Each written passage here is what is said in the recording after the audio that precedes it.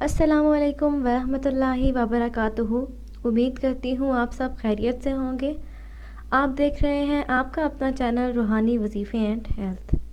ناظرین، جیسا کہ ہم سب کو پتہ ہے کہ رمضان آنے والا ہے، اس لیے رمضان کے کچھ مسائل پر آج ہم روشنی ڈالیں گے، جن میں سے بہت سے لوگوں نے یہ ہم سے سوال پوچھا ہے کہ کیا روزہ کی حالت میں میاں بیوی ایک دوسرے کے ساتھ بوس و کنار کر سکتے ہیں؟ کہ ایسا کرنے سے روزہ فاسد ہو جاتا ہے؟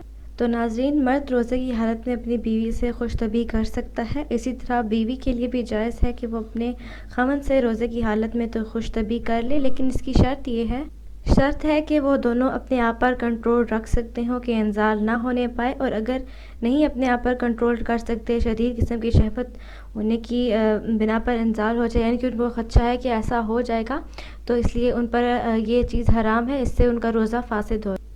لہٰذا ایسے شخص کے لیے بیوی سے خوش طبعی کرنا جائز نہیں ہے، کیونکہ وہ ایسے کرنے سے اپنے روزے کو فاسد کر لے گا۔ یعنی کہ جس انسان کو، جس شخص کو خدشہ ہو کہ اس کا جو ہے اخراج، اس کی منی کا اخراج جو ہے ہو جائے گا، تو وہ خوش طبعی نہیں کر سکتا اپنی بیوی سے، اس کا روزہ اس سے فاسد ہو جائے گا۔ ناظرین، روزے کی حالت میں انزال ہونے سے محفوظ رہنے والے شخص کے لیے بیوی سے بوسہ کنار کرنے کی دلیل یہ ہے۔ حضرت عائشہ رضی اللہ تعالیٰ عنہا بیان کرتی ہیں کہ نبی صلی اللہ علیہ وآلہ وسلم ان سے روزے کی حالت میں بوس و کنار کیا کرتے تھے اور انہیں اپنے آپ پر تم سے زیادہ کنٹرول تھا۔ ناظرین، ایک حدیث میں ہے کہ حضرت عمرو بن سلمہ رضی اللہ تعالیٰ عنہ بیان کرتی ہیں کہ انہوں نے نبی صلی اللہ علیہ وآلہ وسلم سے سوال کیا، کیا روزہ دار بوسہ لے سکتا ہے؟ تو حضرت محمد صلی اللہ علیہ وآلہ وسلم فرمانے لگے، اس ام سلمہ سے پوچھ لو اس سوال کو۔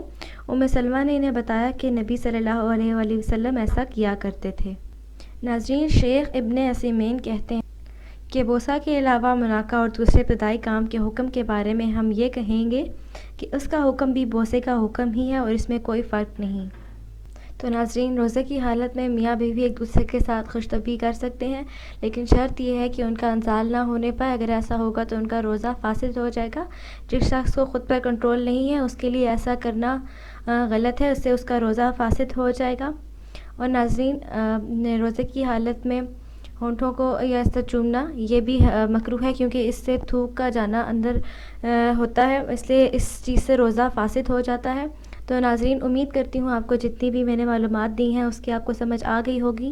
پھر بھی اگر اس حوالے سے کوئی سوال ہے، آپ کو کچھ سمجھ نہیں آئی، تو آپ کمنٹ کر کے پوچھ سکتے ہیں، آپ کو آگاہ کر دیا جائے گا۔